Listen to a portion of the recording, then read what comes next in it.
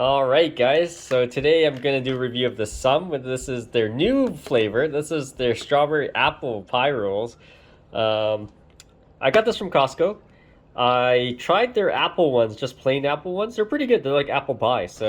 And this one was strawberry apple, so it's kind of cool and new. Here's the ingredients. If you guys want to read it, pause the video.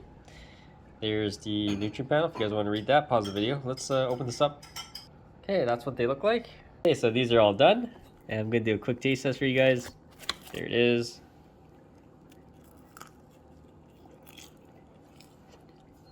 Check that out. So, tastes pretty good. It's like a strawberry jam with apple in there. It's not overly sweet, so yeah, definitely check it out, guys. Any questions, comments, post below, subscribe to the channel.